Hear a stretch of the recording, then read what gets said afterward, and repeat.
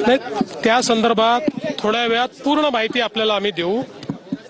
आता मी देखील आपल्या या कार्यक्रमात होतो, त्याच्यामुळे सगळी माहिती आता माझ्याकडे देखील नाहीये, पण मला फक्त त्याचा मेसेज आलेला आहे, त्यामुळे त्याची सगळी माहिती ही आपल्यापर्यंत लवकरच पोहोचेल।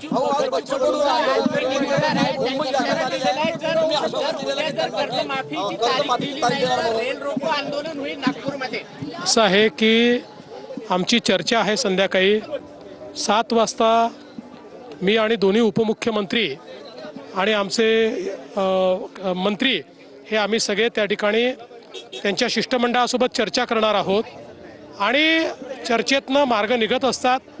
मी त्यांनाही सांगितलेलं आहे की कोणीच आडमुठी भूमिका घेऊ नये, आपल्याला सगळ्यांना शेतकऱ्यांचं हित बघायचं आहे, आम्ही शेतकऱ्यांच्या हिताच्या बाजूनेच आहोत, त्यामुळे त्यातनं जो काही चांगल्यातला चांगला मार्ग काढता येईल तो काढण्याचा प्रयत्न हा या बैठकीत आम्ही करू।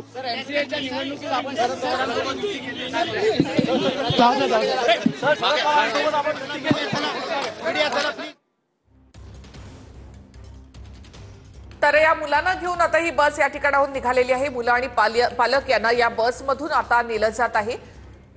ज्या मुलांना डांबून ठेवण्यात आलेलं होतं तर त्या मुलांना आता पवई पोलीस स्टेशनला नेलं जात आहे। नेमकं काय घडलं, तिथे काय काय संवाद झाला, 6 दिवसांपासून या ठिकाणी शूटिंग सुरू होती, त्यावेळेला नेमकं काय झालं, काय सांगून या मुलांना या ठिकाणी बोलावण्यात आलं होतं, या संदर्भातली चौकशी आता पोलीस करणार आहेत। तर ही मुलं घाबरलेली असणार, या मुलांना आधी धीर दिला जाईल, शांत केलं जाईल आणि त्यानंतरच या सगळ्या 6 दिवसांबाबतची अधिकची माहिती मुलांकडून जाणून घेण्याचा प्रयत्न पोलिसांकडून केला जाईल। पवईत 17 मुलांना रोहित आर्य नावाच्या व्यक्तीनं डांबून ठेवलं होतं। दुपारी 1 वाजल्यापासून 4 वाजेपर्यंत तब्बल 3 तास लहान मुलांना डांबून ठेवलं। पवईमधल्या आरे स्टुडिओमध्ये या मुलांना ऑडिशनसाठी बोलवण्यात आलं होतं। 6 दिवसांपासून ही मुलं ऑडिशनसाठी जात होती। आज दुपारी ही मुलं जेवणासाठी बाहेर आली नाही। त्यानंतर रोहित आर्यानं या मुलांना डांबून ठेवल्याचं समोर आलं। या दरम्यान रोहित आर्यानं सोशल मीडियावर एक व्हिडिओ जारी केला। मुलांना पेटवून देण्याची धमकी रोहित आर्यानं या व्हिडिओच्या माध्यमातून दिली। माझ्या प्रश्नांची उत्तरं दिली नाही तर स्टुडिओ पेटवून देईल असं रोहित आर्या म्हणत होता।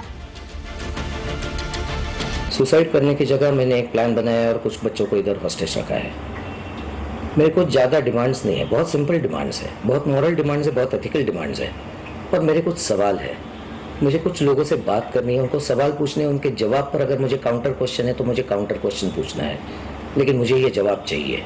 सिंपल कॉन्वर्सेशंस करने हैं और जिसके लिए मैं इन बच्चों को हॉस्टेज लिया है। The slightest wrong move from your end will trigger me कि मैं ये पूरा जगह को आग लगा दूं और उसमें मर जाऊं।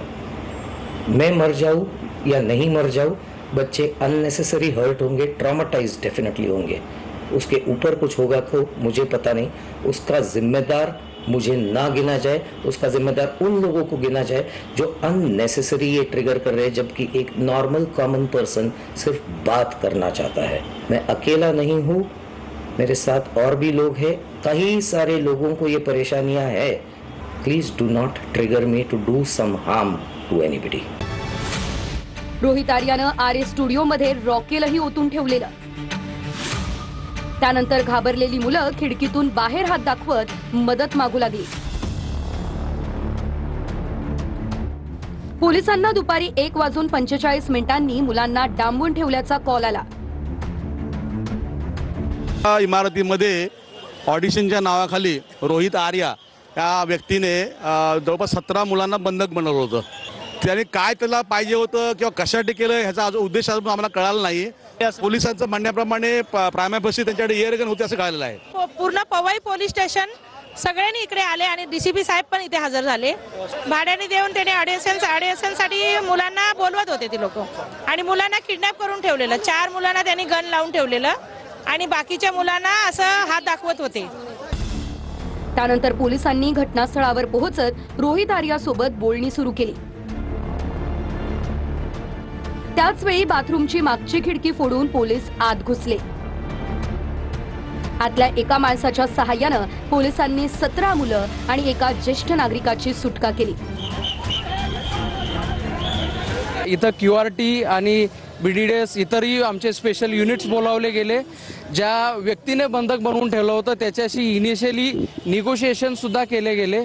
यानंतर आमच्या पवई पोलीस ठाण्याच्या अधिकाऱ्यांनी बाथरूममधून फोर्स एंट्री करून या आतील एका सिव्हिल व्यक्तीच्या सहाय्याने सर्व मुलांना सुखरूपपणे त्यांची सुटका केलेली आहे. याच्यामध्ये एकूण 17 मुलं, एक सिनियर सिटीजन आणि एक सिव्हिलियन असे 19 लोक आतमध्ये होते. याचं नाव रोहित आर्या म्हणून आहे आणि याच्या नक्की मागण्या काय होत्या किंवा त्यांचं वेअरअबाउट कुठला आहे याबाबत आता आम्ही तपास करत आहोत. पोलिसांनी रोहित आर्याकडून एक एअरगनही जप्त केली आहे. या प्रकरणाचा पुढील तपास सुरू आहे. रोहित आर्या हे स्वच्छता मॉनिटर नावाचं त्यांचा एक कन्सेप्ट होता आणि आपली जी माझी शाळा सुंदर शाळामध्ये सुद्धा त्यांना काही काम देण्यात आलेलं होतं, परंतु त्या लोकांकडून त्यांनी डायरेक्ट पैसे घेतले अशा स्वरूपाचं त्यांच्याबद्दल डिपार्टमेंटचं मत होतं. तर हे जे मॅटर आहे ते त्यांनी डिपार्टमेंटशी बोलून सोडवलं पाहिजे, कारण शेवटी सरकारची काम करायची एक पद्धत असते आणि त्या चौकटीमध्ये सर्वांनी काम करायला लागतं. अशा तऱ्हेने कोणाला तरी ओलीस धरणं हे चुकीचं आहे.